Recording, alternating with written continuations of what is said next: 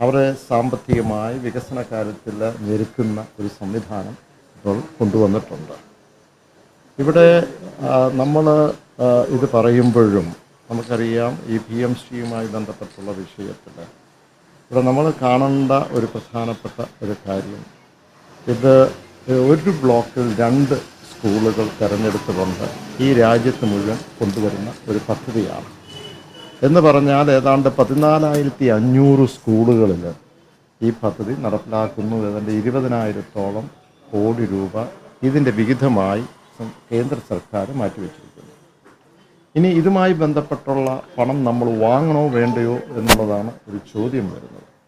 ആ ചോദ്യത്തിനകത്ത് നമുക്ക് അറിയാവുന്നതുപോലെ 60% കേന്ദ്രവും 40% സംസ്ഥാനവും ഇടേണ്ട ഒരു പദ്ധതിയാണ്. ഈ 40% നമ്മൾ ഇട്ടിട്ടാണ് ഈ പദ്ധതിയിലേക്ക് പോകുന്നത്. അവിടെ ഇത് പറയുമ്പോൾ നമ്മൾ ഇത്രയും മാത്രം സ്കൂളുകൾ ഒരു ബ്ലോക്ക് 2 സ്കൂളുകളായിട്ട് എടുക്കണോ എന്നുള്ളൊരു ചോദ്യം വരും. കാരണം നമുക്ക് ഈ പണം ഇല്ലാതെ തന്നെ നമുക്ക് എത്രയോ സ്കൂളുകൾ കഴിഞ്ഞ 5 വർഷക്കാലത്തിൻ്റെ ഇടയ്ക്ക് 2 കോടി കൂടുതൽ രൂപ കൊടുത്തുകൊണ്ട് എന്ന് പറഞ്ഞാൽ ഈ PMCയുടെ പദ്ധതി വരുമ്പോൾ ഏതാണ്ട് 2 കോടി രൂപയാണ് കിട്ടുന്നത്. അങ്ങനെ ഏതാണ്ട് 1,400 കോടിയോളമാണ് നമുക്ക് ഒരു വർഷം ലഭിക്കുന്നത്. അപ്പോൾ 2 കോടി രൂപയിൽ കൂടുതൽ സംസ്ഥാന സർക്കാർ തന്നെ അതിൻ്റെ നവീകരണവുമായി ബന്ധപ്പെട്ട 100 കണക്കിന് സ്കൂളുകൾ കൊടുത്തിട്ടുണ്ട്. അപ്പോൾ ഇത് വേണോ വേണ്ടയോ എന്നുള്ളൊരു ചോദ്യമാണ്. പക്ഷെ അവിടെ 2 കാര്യങ്ങളുള്ളത്. ഒന്ന്, ഇതുമായി ബന്ധപ്പെട്ട് എത്ര കാലം നമുക്കിങ്ങനെ പോകാൻ കഴിയും എന്നുള്ളതാണ്. 2, ഇതിൻ്റെ ഒരു ദോഷവശമുണ്ട്. പ്രധാനമായും നമ്മളിപ്പോൾ എടുക്കുകയാണെങ്കിൽ ഇപ്പോൾ SSA എടുക്കുക, സർവ്വശിക്ഷാ അഭിയാൻ എടുക്കുകയാണെങ്കിൽ അതിനകത്ത് നമുക്ക് കാണാം 2023-24 കാലഘട്ടത്തിൽ 1,031 കോടി രൂപ നമുക്ക് ലഭിച്ചു. പക്ഷേ 24-25 കാലഘട്ടത്തിൽ നമുക്ക് 1 രൂപ പോലും നമുക്ക് ലഭിച്ചില്ല. കാരണം PMCയിൽ നമ്മൾ ഒപ്പുവെക്കാത്തതുകൊണ്ടാണ്. അപ്പോൾ എന്ത് സംഭവിക്കുന്നു? 100 കണക്കിന് സ്കൂളുകൾക്ക് ഇങ്ങനെയുള്ള പദ്ധതി ലഭിക്കുന്നില്ല എന്ന് മാത്രമല്ല, അതും മാത്രമല്ല, എത്രയോ ആയിരക്കണക്കിന് SSAയിലുള്ള ടീച്ചേഴ്സ് പെരുവഴിയിലാവും. അവർക്ക് വിദ്യാഭ്യാസവുമായി ബന്ധപ്പെട്ട് മുന്നോട്ട് പോകണോ ഇതിനകത്ത് അവരെ ഒഴിവാക്കണോ വേണ്ടോ എന്നുള്ളൊരു ചോദ്യം കൂടെ വരുന്നു. അപ്പോൾ അങ്ങനെ നിൽക്കുന്ന ഒരു ഘട്ടത്തിൽ നമ്മൾ അടുത്തൊരു കാര്യമുള്ളത്, ഇതുമായി ബന്ധപ്പെട്ട് നമ്മൾ ദേശീയ പദ്ധതിയിൽ ചില കാര്യങ്ങൾ നമുക്ക് ഇവരുടെ ഇതിനകത്ത് എന്തെങ്കിലും ഹിഡൻ അജണ്ട ഉണ്ടോ എന്നുള്ളതാണ് പരിശോധിക്കുന്നത്. കൃത്യമായി അവർ പറഞ്ഞിരിക്കുന്ന കാര്യത്തിൽ ഇതിനകത്ത് ദേശീയമായ ഒരു കാര്യങ്ങൾ ചെയ്യേണ്ട കാര്യമില്ല. 5 വർഷത്തിന് ശേഷം നിങ്ങൾക്ക് നമ്മുടെ പ്രാദേശികമായ ഫ്ലേവർ നമുക്ക് ഇതിനകത്ത് ഏത് തരത്തിൽ വേണമെങ്കിലും കൊടുക്കാൻ കഴിയും എന്ന് സൂചിപ്പിച്ച് മാത്രമല്ല, നവോത്ഥാന നായകന്മാരുടെ പേര് കൊടുക്കുന്നതിനും അതിനകത്ത് പ്രശ്നങ്ങളില്ല. അതും മാത്രമല്ല, ഇതിനകത്ത് ഇതുമായി ബന്ധപ്പെട്ട് പ്രാദേശികമായ ചരിത്രം വളച്ചൊടിച്ചുകൊണ്ട് എന്തെങ്കിലും ഉണ്ടെങ്കിൽ അതിനെ തടയാൻ കഴിയും എന്നുള്ളതാണ് അതിനകത്ത് പ്രധാനമായി. നമ്മൾ ചരിത്രം എടുത്തു നോക്കിയ, പുറകോട്ട് എടുത്തു നോക്കിയ പല കാര്യങ്ങൾ NCERT പോലും ഒഴിവാക്കിയ ചില സാമൂഹിക വിഷയങ്ങളുണ്ടല്ലോ. ഗുജറാത്തിലും ബാബരി മസ്ജിദുമായിട്ട് കൊണ്ട് അത് മാറ്റിവെക്കണമെന്ന് പറഞ്ഞിട്ട് നമ്മൾ ഉൾപ്പെടുത്തിയതുകൊണ്ട് ഞാൻ പറഞ്ഞല്ലോ, മനസ്സിലായില്ലേ? അപ്പോൾ ഈ 5,000 കൂടെ ഇപ്പോൾ SSAയുമായി ബന്ധപ്പെട്ട് 1,031 കോടി രൂപ ഒരു വർഷം ഒഴിവാക്കി 5,000 കോടി രൂപ നമുക്ക് സാക്രിഫൈസ് മുന്നോട്ട് പോകാൻ കഴിയുമോ എന്നുള്ളതാണ്. അപ്പോൾ ഒരു പദ്ധതി അങ്ങനെ അതേ രീതിയിൽ ആ പദ്ധതി കേന്ദ്രത്തിൻ്റെ ആയതുകൊണ്ട് ഒഴിവാക്കണമെന്ന് ഞാൻ പറയില്ല, കേരള കോൺഗ്രസ് പറയില്ല. പക്ഷേ അതുമായി ബന്ധപ്പെട്ട് ഈ വിഷയത്തിൽ നമുക്കൊരു കൺട്രോളുണ്ട്. 40% നമ്മൾ ഇടുന്നത്. അത് മാത്രമല്ല, ഇതിനകത്തൊരു കൺട്രോളുണ്ട്. മാത്രമല്ല, ഇത് ഭാവി തലമുറയ്ക്ക് വേണ്ടിയിട്ടുള്ളതാണ്. എന്തെങ്കിലും ഹിഡൻ അജണ്ട ഉണ്ടെങ്കിൽ വളരെ വിദ്യാഭ്യാസവും സാമൂഹ്യ ബോധ്യവും ഉള്ള ആളുകളാണ് ഇവിടുത്തെ PTAയും അതോടൊപ്പം തന്നെ അധ്യാപകരും ഇവിടുത്തെ സർക്കാർ സംവിധാനങ്ങളും. അതിനെയൊക്കെ ചെറുത്ത് തോൽപ്പിക്കാനുള്ള ഒരു കരുത്ത് ഇന്ന് കേരള സർക്കാരിനുണ്ട്. ഇനി തമിഴ്നാട് ഇപ്പോൾ മറ്റൊരു കാര്യമുള്ളത് ഇപ്പോൾ പറയാനുള്ളത് എന്ന് ചോദിച്ചാൽ, ഹിന്ദി പഠിപ്പിക്കുന്നതുമായി ബന്ധപ്പെട്ട തമിഴ്നാടിൻ്റെ ഏറ്റവും പ്രധാനമായിട്ടുള്ള ഇന്ന് ഹിന്ദി കേരള സംസ്ഥാനത്തെ എല്ലാ സ്കൂളുകളിലും ഇതുമായി ബന്ധപ്പെട്ട് മുന്നോട്ട് പോകുന്നു. പക്ഷേ ഈ വിഷയത്തിൽ ഞാൻ കരുതുന്നത് പ്രതിപക്ഷം പോലും ഇതിനെ എതിർക്കില്ല. കാരണം എന്താ? പ്രതിപക്ഷം എന്ന് പറയുന്ന കോൺഗ്രസ് ഭരിക്കുന്ന കർണാടകത്തിലും ആന്ധ്രയിൽ പോലും ഇത് അവർ ഒപ്പുവെച്ച് മുന്നോട്ട് പോയിട്ടുണ്ട്. അപ്പോൾ ഇത് ഭാവി തലമുറയ്ക്ക് വേണ്ടിയിട്ടാണ്. ഇതിനകത്ത് എന്തെങ്കിലും ഹിഡൻ അജണ്ടയുണ്ടെങ്കിൽ ആ അജണ്ട അത് നമ്മൾ ചർച്ച ചെയ്ത് എന്തെങ്കിലും എടുത്ത് നമുക്ക് തടസ്സപ്പെടുത്തണമെങ്കിൽ തടസ്സപ്പെടുത്താൻ കഴിയും. അങ്ങനെ തന്നെയാണ് ഇതിൻ്റെ തീരുമാനം.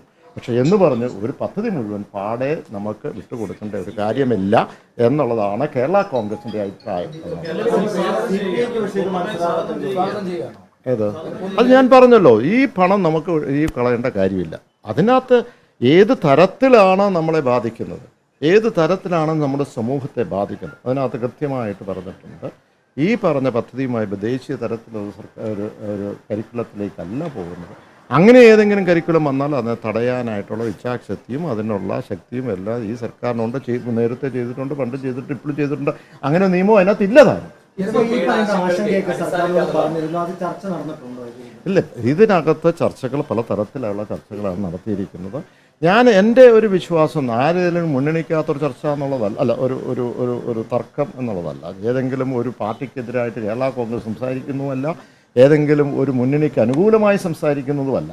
ഞാൻ കാണുന്ന ഒരു ഭാവി തലമുറയും ഈ വികസനത്തിൽ ഈ പ്രദേശത്ത് കോട്ടയത്ത് ലോക്സഭ ഒരു മെമ്പറാണെന്ന നിലയ്ക്ക് ഏറ്റവും കൂടുതൽ ഞാൻ കൊണ്ടുവന്ന പദ്ധതിയും വിദ്യാഭ്യാസവുമായി ബന്ധപ്പെട്ട ഇന്നും പല കാര്യങ്ങൾ ഇന്ന് നമ്മുടെ സംസ്ഥാന സർക്കാരുമായി ബന്ധപ്പെട്ട് ചർച്ച ചെയ്ത് അവിടുത്തെ സെക്രട്ടറിയുമായി ഒക്കെ ചർച്ച ചെയ്ത് ഈ പ്രദേശത്ത് ഇൻഫോ പാർക്ക് കൊണ്ടുവരണമെന്നുള്ളതാണ് കോട്ടയം ജില്ലയിൽ. ആ ഭാവി തലമുറയ്ക്ക് വേണ്ടിയാണ്. അതിനു വേണ്ടിയുള്ള എപ്പോഴും ഒരു വികസന പദ്ധതികളുമായി നമ്മൾ മുന്നോട്ട്. നമുക്ക് ഈ പറയുന്ന പ്രത്യക്ഷമായി കാണുന്ന ആ ഒരു എതിർപ്പല്ലല്ലോ, ഇതിങ്ങനെ ഒരു സംഭവമുണ്ട്, എതിർപ്പല്ല. പ്രായോഗികമായി നമ്മൾ എങ്ങനെ അതിനെ നേരിടാൻ കഴിയും, അതല്ലേ നമുക്ക് വേണ്ടത്. അതനുസരിച്ച് ഞാൻ വിശ്വസിക്കുന്നു ഈ വിഷയങ്ങളൊക്കെ പരിഹരിക്കും, തർക്കങ്ങൾ പരിഹരിക്കും. അത് രമ്യമായി ഇത് മുന്നോട്ട് പോകും.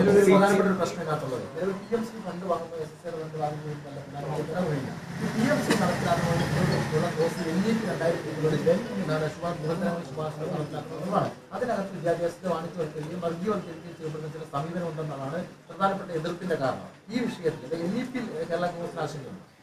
NEP നല്ല വശമുണ്ട്, മോശം വശമുണ്ട്. നമുക്കതിനകത്ത് NEPക്കകത്ത് ബന്ധപ്പെട്ട് ഇപ്പോൾ കോളേജുകളിൽ നമുക്ക് 3 വർഷം 4 വർഷം കൊണ്ട് 3 ഡിഗ്രി നേടിയെടുക്കാൻ കഴിയും. പല ന്യൂ ജനറേഷൻ കോഴ്സുകളുണ്ടാകാം. അപ്പോൾ ചില വശങ്ങൾ നല്ലതുണ്ട്, ചില വശം മോശങ്ങളുണ്ട്. അതിനെ പൂർണ്ണമായിട്ട് സ്വീകരിക്കുന്നില്ലല്ലോ നമ്മൾ. ചില കാര്യങ്ങൾ എതിർത്ത് ഞാൻ പറഞ്ഞിട്ടുണ്ടല്ലോ, അത് പാർലമെൻറ്റിനകത്ത് പറഞ്ഞിട്ടുണ്ടല്ലോ, അതിനകത്ത് ചർച്ചയിനകത്ത് പറഞ്ഞിട്ടുണ്ട്. അപ്പോൾ നല്ല വശങ്ങൾ, അതുകൊണ്ടാണ് ഞാൻ പറഞ്ഞത് പ്രായോഗിക വശം നമുക്ക് ഏറ്റെടുത്തേ പറ്റൂ. ഇനി കേന്ദ്രം ഭരിക്കുന്നു, വ്യത്യസ്തമായ രാഷ്ട്രീയ നിലപാടുമായിട്ട് ബന്ധപ്പെട്ടാണ്, അല്ലേ? അവരുടെ രാഷ്ട്രീയം വ്യത്യാസമുണ്ട്, നമ്മുടെ രാഷ്ട്രീയം വ്യത്യാസമുണ്ട്, നമ്മുടെ നിലപാട് വ്യത്യാസമുണ്ട്. പക്ഷേ പ്രായോഗിക വശം എടുത്തുകൊണ്ട്, പക്ഷെ നമുക്ക് സാമൂഹികമായ ഒരു വിഷയം ദോഷകരമല്ലാത്ത ഒരു കാര്യം ഏറ്റെടുത്തുകൊണ്ട് മുന്നോട്ട് പോകും. ചർച്ച നടന്ന സമയത്ത് വിദ്യാർത്ഥി സംഘടന പ്രതികൾ പങ്കെടുത്തു. മന്ത്രി എന്ന് പറയുന്നു. അന്ന് KSC യോഗത്തിൽ KSC പങ്കെടുത്തതാണ്. ഇവരോട് ചോദിച്ചാൽ മതി. സംസ്ഥാന പ്രസിഡന്റ് അല്ലല്ല, ഞാൻ പറഞ്ഞത് NEP എന്നുള്ളത് പൂർണ്ണമായിട്ട് നമ്മൾ എതിർക്കുന്നില്ല.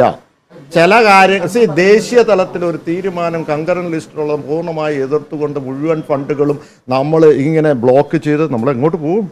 അപ്പം പൂർണ്ണമായിട്ട് എതിർക്കുന്നില്ല. ചില അതിനകത്ത് എതിർപ്പുള്ള ചില കാര്യങ്ങളുണ്ട്, അത് ലിസ്റ്റ് ചെയ്തിട്ടുണ്ട്. അതിനെ നമ്മൾ എതിർക്കും. എന്തോ അവരുടെ ഓരോ അഭിപ്രായങ്ങൾ പറഞ്ഞു. അതൊക്കെ ചർച്ച ഞാൻ അതുകൊണ്ടുള്ളൂ. അതിനെ ചർച്ചയിൽ കൂടെ പരിഹരിച്ച് അതിനെ മുന്നോട്ട് കൊണ്ടുപോകും എന്നുള്ളതാണ് പൂർണ്ണ വിശ്വാസമാണ് കേരള കോൺഗ്രസ് പാർട്ടിക്കുള്ളത്. ഞങ്ങൾ ഇപ്പോൾ ഇന്നത്തെ ജന്മദിനമായി ബന്ധപ്പെട്ട് നമുക്കറിയാം KSയുടെ ഒരു കൃത്യമായ ഒരു ദിവസമാണ് ഈ ചർച്ചയിലേക്ക് പോകുന്നത്. ഭാവി തലമുറയിൽ നമുക്ക് ഇതുമായി ബന്ധപ്പെട്ട് ഇപ്പോൾ ഒത്തിരി മൈഗ്രേഷൻസ് വരുന്നു. അത് ഈ പ്രദേശത്ത് നിലനിർത്തിക്കൊണ്ട് അവർക്ക് സാഹചര്യങ്ങൾ ഒരുക്കുക. പക്ഷെ അത് പറയുമ്പോഴും നമ്മൾ വിട്ടുവീഴ്ച, നമ്മുടെ സാമൂഹ്യമായ വിഷയത്തിൽ വിട്ടുവീഴ്ച വരരുത്, കലർത്തരുത്. അതിനകത്ത് മറ്റു തരത്തിലുള്ള മതവികാരങ്ങൾ കലർത്താതെ മുന്നോട്ട് പോകും.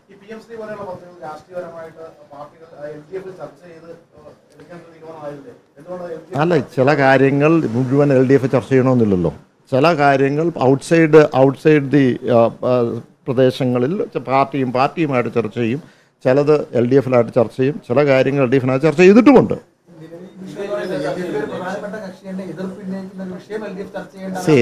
നമ്മുടെ കുടുംബത്തിനകത്ത് പല അഭിപ്രായങ്ങൾ വരുമല്ലോ. ആ അഭിപ്രായങ്ങൾ രമ്യമായി കൊണ്ടുപോകാന്നുള്ളത് അത് കൊണ്ടുപോകുന്നേ, അതിന് യാതൊരു സംശയവുമില്ല. അതെ ആയിക്കോട്ടെ, നമ്മൾ പല ഭാഷകൾ ഉപയോഗിക്കും, അതൊന്നും കുഴപ്പമില്ല. അത് രമ്യമായിട്ട് ഉപയോഗിക്കും. പക്ഷേ കേരള കോൺഗ്രസിൻ്റെ അഭിപ്രായം ഞാൻ പറഞ്ഞില്ല, പ്രതിപക്ഷം പോലും ഇതിനെ എതിർക്കും ഞാൻ കരുതുന്നില്ല. കാരണം അവർ പ്രായോഗികമായിട്ട് നോക്കിയിട്ടാണ് കർണാടകത്തിലും അതുപോലെ തന്നെ ആന്ധ്രയിലും അവർ ഒപ്പുവെച്ചിരിക്കുന്നത്.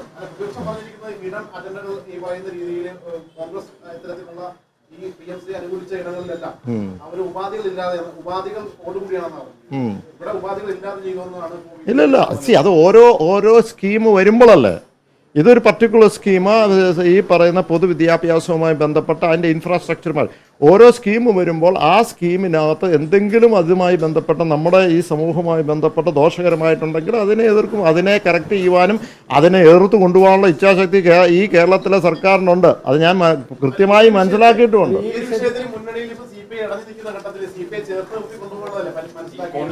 അത് കൊണ്ടുപോകുന്നേ പിന്നെ അത് കൊണ്ടുപോകും. എത്രയോ കാര്യങ്ങൾ കേരള കോൺഗ്രസിന് ചില അഭിപ്രായ വ്യത്യാസങ്ങളുണ്ടായിരുന്നു. ആ അഭിപ്രായം ഇപ്പോൾ വന നിയമത്തിൻ്റെ കാര്യത്തിൽ, ഭേദഗതിയുടെ കാര്യത്തിൽ നമ്മളതിനൊക്കെ കറക്റ്റായിട്ട് കൊണ്ടുപോയില്ലേ. അത് ഒരു വിഷമം വരാത്ത രീതിയിൽ തന്നെ കറക്റ്റ് ചെയ്ത് കൊണ്ടുപോകുന്നേ.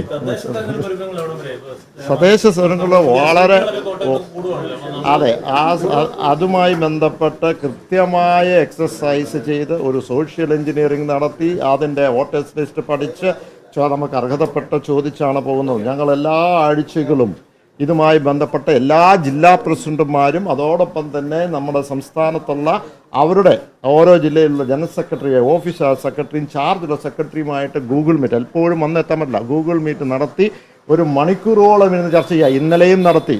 അടുത്ത 31-ാം തീയതിയുണ്ട്. കഴിഞ്ഞ ഒരാഴ്ച മുമ്പുണ്ടായിരുന്നു. അപ്പോൾ അത് കൃത്യമായ ഒരു വലിയ ഒരു ക്രമീകരണം നടത്തിയാണ് കേരള കോൺഗ്രസ് മുന്നോട്ട് പോകുന്നത്. ആരോ ചെവി ചോദിക്കുന്നത് കേട്ടല്ലോ. അതിങ്ങനെ നടക്കും.